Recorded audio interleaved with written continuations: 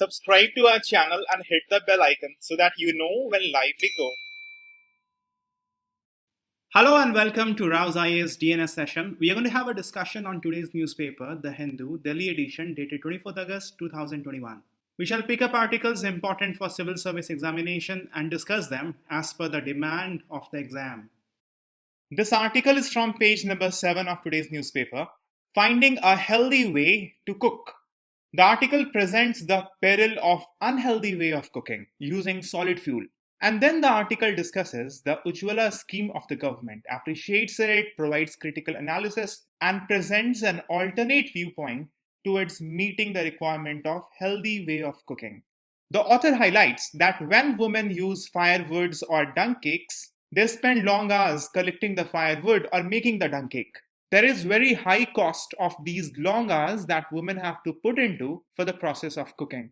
You must have read about it. We covered this in DNS previously. NSO for the first time came up with time use survey for the year 2019 from January to December of 2019. There are many details of this time use survey that you must look into, but there's one thing that I'll just like to point out again. Around 18.3% of time of men are employment related. But in the same category, women have only 4.2% of time. Around 4% of time of women overall goes into employment-related activities. This means that they have less time for education. This means there is high hindrance for their participation in labor market. The time for leisure is also considerably less for women. They cannot participate in home-based MSME sector. They cannot participate in self-help groups because unhealthy cooking practice is very consuming. It also causes lots of indoor air pollution. Because of inefficient burning of these fuel, carbon monoxide emission is very high. According to WHO, India witnessed about 5 lakh deaths per year due to unclean cooking fuels. But this has been before the introduction of Ujjwala scheme. When women have to go long distance to collect firewoods, their safety is also jeopardized. They are more prone to infection, vector-borne diseases, and also sexual harassments. The practice of collection of firewood would also exploit the forest resources and harm environment apart from causing pollution. So the social, economic, environmental cost of unhealthy cooking practice is very high. In order to meet these challenges, efficient chulhas or smokeless chulhas have been introduced.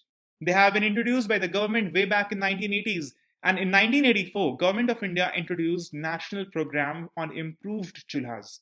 But then, since it was not completely freely distributed, it was only subsidized, the adoption rate of this new equipment was very low. Government ultimately discontinued with this program. In 2013, Government of India started with a scheme called as PAHAL. Under this, LPG cylinders were to be distributed at subsidized rate. In 2016, a landmark step was taken in this regard with the launch of Pradhan Mantri Ujjwala Yojana. The initial target was to reach out to 5 crore families, providing them LPG connection. But the LPG connection were to be given only in the name of woman member of the house and only to BPL families. The identification of BPL families were to be based on socio-economic caste census data. But you must know that in cases where socio-economic caste census data is not available or beneficiaries don't find their name in the census data, then to include those beneficiaries, other parameters have also been included. So socio-economic caste census data is not exclusively used. It was also anticipated that the scheme will encourage youth employment in the rural areas. The scheme was for rural region, not for semi-urban or urban region. The supply chain of cooking gas that will be developed in the rural region, the logistics, the maintenance services, in these areas, it was anticipated that new employment opportunities will be developed in the rural region. As pointed out already, the important point of this scheme is beneficiaries are women from BPL houses. The subsidy will come in their bank account. It's a crucial measure to bring women to participate in the economic decision of the family. Very important for women empowerment. From 2014, Government of India also has adopted a strategy for city gas distribution network. Ujjwala scheme was seen to be in synchronization with a larger target of creating city gas distribution network. One of the things that has come out during the evaluation of Ujjwala scheme is high installation cost. Rupees 3,200 has to be paid for installation. But the distributors of LPG they have been giving subsidized loans. No interest EMIs are available for paying the loan back for getting the installation done. Then there have been other issues of refill, considering that the target citizens are BPL families. And getting a refill of 14.2 kg cylinder could be economically unviable for them. So alternate option of 5 kg refill has been introduced. Previously, as we have talked about, when smokeless or more efficient chulhas were introduced, people did not adopt it. There is some inertia always to adopt a new technology or a new equipment. For behavioral change, LPG panchayats is being popularized by the ministry so that safe and sustained use of LPG can be promoted. It's important that when LPG cylinder is there in house, safe use is promoted. It has been observed in the CAG audit report that many a times stoves are used very near to the LPG cylinder. That is not a safe usage practice.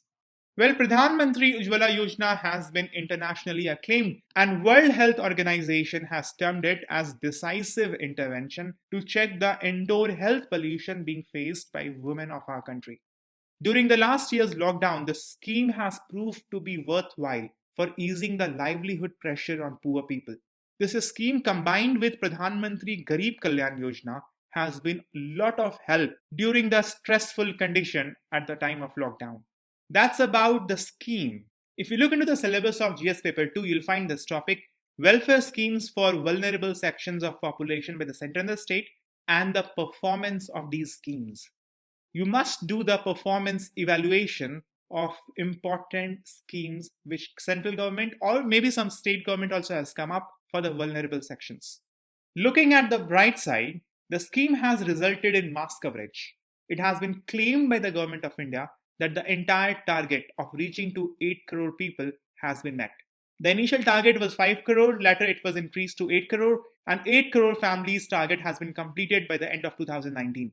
It has also been reported that 48% of beneficiaries are SC/STs. It has been reported in the government data, also in the CAG report, that the average per capita consumption under Pradhan Mantri Ujjwala Yojana is 3.28, meaning 3.28 cylinders per year, which is not bad. If you are having a nuclear family, you must be using around 4 or maybe 5 or at max 6. The state of Haryana, Punjab and Andhra Pradesh, and there are 5 union territories which has been declared as kerosene free. You can take it as a merit or you can also take it as limitation. You can see that 3 states and 5 UTs have been declared kerosene free, or you can say that only 3 states have been managed to become kerosene free. Well, you see, no scheme, no initiative can be bereft of any limitation. And so is Pradhan Mantri Ujjwala Yojana. According to the CAG report that was released in 2019, although the coverage has increased to almost 100% by the time the report was released, later it was claimed that it was 100%. But the average annual refill consumption under Pradhan Mantri Ujjwala Yojana has been decreasing. It has remained comparatively low compared to average annual refill for non-Pradhan Mantri Ujjwala Yojana beneficiaries. For them in the year 18-19, it was 6.7. But for beneficiaries under Pradhan Mantri Ujjwala Yojana, it was only 3. So sustained usage of LPG is a concern. Since the refill has been low, loan recovery for installation charges by the distributor also has been less. CAG also has pointed out that there has been no parameters developed by the Ministry of Petroleum and Natural Gas, to assess outcomes related to the scheme, such as improvement of health of women or reduction in air pollution. So initially, when we talked about the cost that the woman or the family has to pay concerning unhealthy cooking practice cannot actually be assessed, and the proper performance evaluation of this scheme cannot be done on those parameters. Other independent private evaluation studies of the scheme has pointed out that many LPG connection holders were still using the firewoods and the cow dungs. The reason is that the refill decision is taken by men, and they do not agree for the refill because it seems to be costly. It also has been observed that LPG cylinders, they are mostly used for making tea or snacks, while the regular meals are still cooked using the firewood or the dung cakes. The fundamental reason for this is that a low value is attached to women's time. The opportunity cost for women's labor is seen to be low, So it's okay if more time is required to prepare the chulha. It's okay if more time is required in the process around cooking. Because simultaneously, it also has been seen that where opportunity cost of women's labor is considered high, for example, in urban households or the upper income group of rural households, then LPG refill is considered as a necessity. So, although the connection is given in the name of women of the family, but since the social sphere is clouded so much by patriarchy, women have been pushed so much back in the process of decision making. All women centric initiatives seems to be rendered less efficient or ineffective. But however, the overall feedback of Ujjwala Yojana has not been very bad, and the government of India has decided to come up with a next version, Ujjwala 2.0. The target is additional 10 million LPG connections. This time, under Ujjwala Yojana, the target is also to provide piped gas to 21 lakh homes in 50 districts. Previously, in the discussion, we have seen that Ujjwala Yojana was seen as the step which is in the overall realm of city gas distribution network. Providing piped gas under Ujjwala 2.0 is just taking that a step forward. In Ujjwala 2.2, also the concept of Gobar Dhan has been subsumed. Gobar Dhan meaning using the energy cow dung for energy production using the biogas technology. These biogases using the cow dung can be used for piped gas.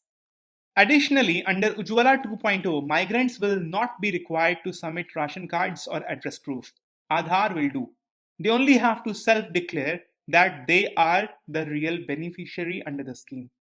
The author seems to have problem with expanding the scope of Ujjwala with Ujjwala 2.0 without considering the limitation that the scheme was already dealing with.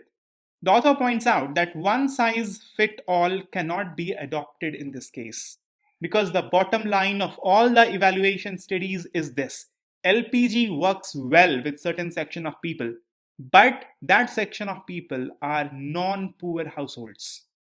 For them it works well. For poor households, getting connection done, getting refill is a still challenge. So apart from just focusing on LPG, other alternatives like solar energy, solar cookers, even the smokeless chulhas. With Saubhag Yojana, the extent and usage of electricity is increasing.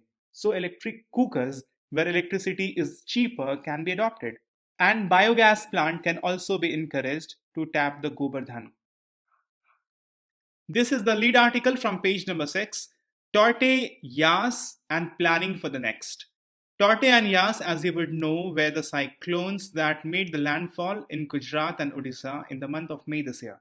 Both storms caused massive damage to infrastructure, livelihood and property. Government of India has reported that 199 people died because of these two cyclones in the two states, and 37 million people were affected. More than 2.5 million people were evacuated and taken to the relief camps and cyclone shelters. It has been reported that 0.45 million people lost their house.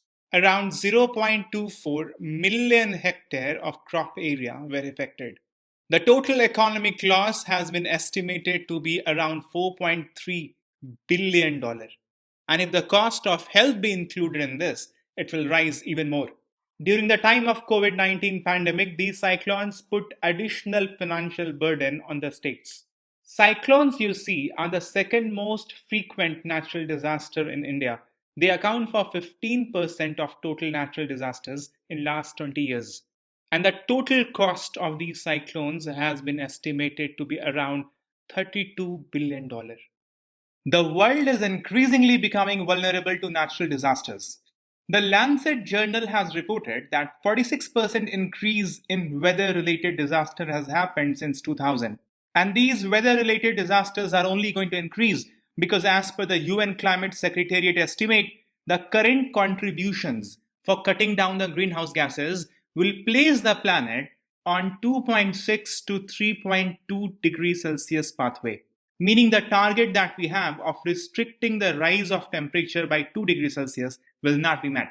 The temperature will rise anywhere near 2.6 to 3.2 degrees Celsius. The devastating effect of this temperature rise and climate change already has been observed. The Living Planet report of WWF has reported that 60% of biodiversity has declined since 1970.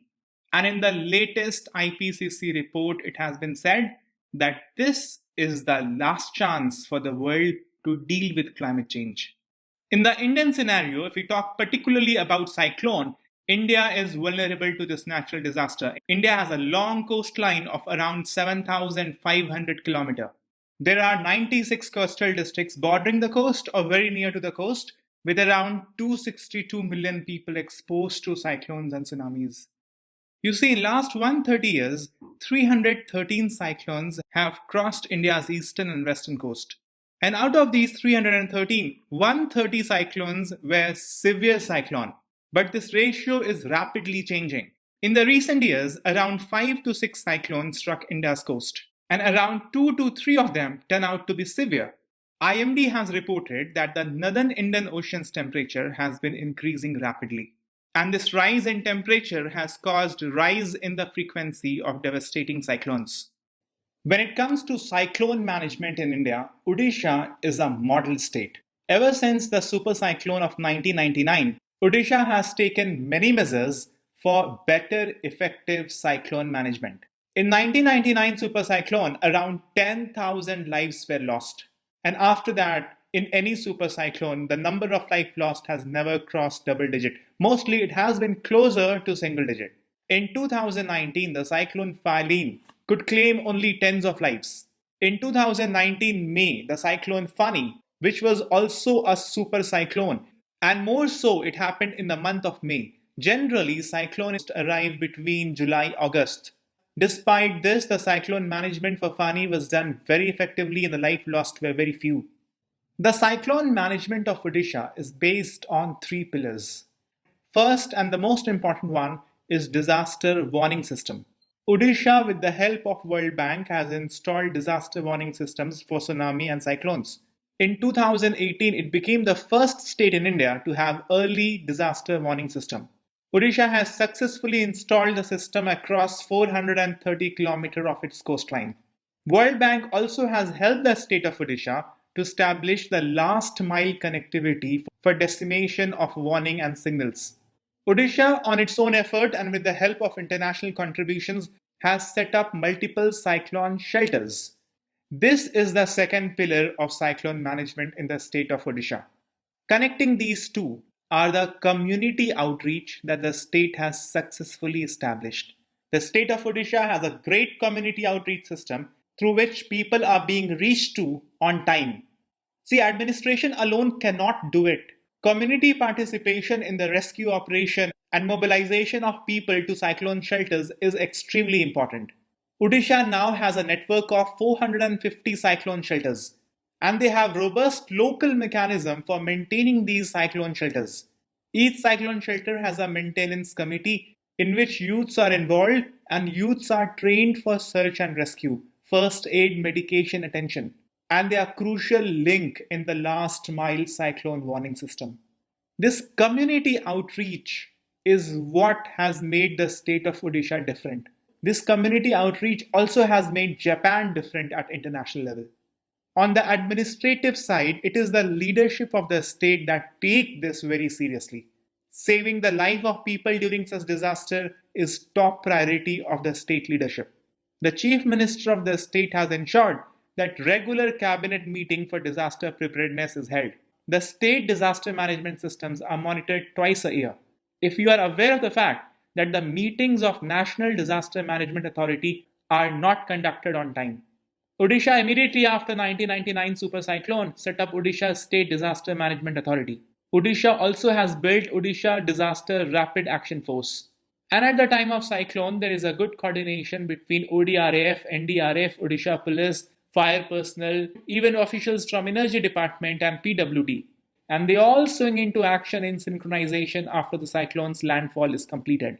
The trees are immediately removed from the roads, the traffic is made clear, the electricity line are restored, so that the health system, the water system, the energy system, they all come back live and running. You see, despite this model being worth of emulation by other states, there are still some lacuna. Lacuna is not in the management. Lacuna is in the infrastructure of the state. Two things are pointed out by the expert that the houses that the state has built in the coastal region, they are not to the standard of standing up to the cyclones. The other infrastructure, especially the electricity grid, they are over the top. Odisha has failed to convert these electric lines into underground connections. If these infrastructure limitations are removed from the state, Odisha indeed will become a super state in cyclone management. Apart from what we have discussed already, there are other articles important in today's newspaper as well, but they have been covered already in the previous DNS. For example, on the front page, there's an article, Modi non-committal on Bihar's team demand for caste census. This thing is picking up. I have told you before, this is important for your coming mains exam. The articles that we have not discussed because they haven't discussed already, I'll put the link for that in the description section. Similarly, there's a lead article and the editorial article on Afghanistan. A pragmatic Afghan behind the religious garb. Staying invested is the editorial article again on Afghanistan. This is a goddamn important thing, both for your mains and interview. Then on page number 7, there's an article, Indian economy is struggling to recover. The problem that Indian economy is facing currently in the backdrop of COVID-19 pandemic is very important, and a possible pathway to come back on recovery is extremely important. The discussion link on these themes will be provided in the description section. Now, let's see how much you have absorbed. I'll read out the question, you will listen to the question carefully and try to answer the question in next 2 seconds before I spell out the answer. It will help you understand your attention level while you listen to the DNS and how good you are at absorbing knowledge. The time use survey was conducted by Ministry of Women and Child Development. The time use survey was conducted for the first time in the year 2019 for the period of Jan to December 2019. And this was conducted by NSO. So the statement is false. Pradhan Mantri Ujjwala Yojana is only for below poverty line families. Although this statement has only in this, but still it's going to be correct. The Parliamentary Committee on Petroleum was not impressed by this decision of government to not expand it to semi-urban and urban areas. But for now, the government has continued to keep it limited to rural areas and only for BPL families. Pradhan Mantri Ujjwala Yojana uses social economic caste census data only to identify the beneficiaries. The statement is false, of course. It does use SECC data, but beneficiaries cannot be limited to this data. There are other criteria laid down. For example, citizens who are eligible for Pradhan Mantri Awas Yojana Rural, they can also be treated as beneficiary under Pradhan Mantri Ujjwala Yojana. Similarly, all SC/STs in rural region, irrespective of their name in SECC data. And there are other criteria as well to identify the beneficiaries. 12 states in India have become kerosene free. Well, 12 seems to be a large number in this context. Punjab, Haryana, and Andhra Pradesh have declared themselves to be kerosene free. There are many union territories declaring the same, but not as many as 12 states have declared themselves to be kerosene free. Ujjwala 2.0 does not require migrants to submit ration cards or address proof. This is a very important provision of Ujjwala 2.0. This is a correct statement. Aadhaar card for the migrant workers will suffice. Ujjwala 2.0 will promote cow dung for energy. You must know that under Ujjwala 2.0, biogas will also be promoted. And everything will be integrated in the larger concept of LPG distribution network. This statement is true. Living Planet report is released by IUCN. This is an important report, and it is a general knowledge that Living Planet report is released by WWF. And if you were attentive enough in the DNS, we have done this already. National Disaster Management Authority is headed by the Prime Minister of India. We have discussed that the State Disaster Management Authority is headed by the Chief Minister, so National Disaster Management Authority must be headed by the Prime Minister by extension. Chakma and Hajong have come to India from Myanmar. There is a news article in today's newspaper regarding Chakma and Hajong. The politicians of Arunachal Pradesh are increasing up the heat concerning the ejection plan of Chakma and Hajong from the state of Arunachal Pradesh. The fear is that the state of Assam will become the dumping ground for these refugees. Most of them, by the way, have got naturalized citizenship of India. Government of India have brought them from Bangladesh, from the Chittagong Hills in 1960s. They were settled in Arunachal Pradesh by Government of India. But now they seem to be unwelcome guests in the state, and the politicians are projecting them as outsiders. Kriva class stealth frigates will be provided to India by Russia. Frigate means a warship. Generally, they are fast and good maneuvering capability. Stealth is a class of ship or a warship that can move around without getting noticed.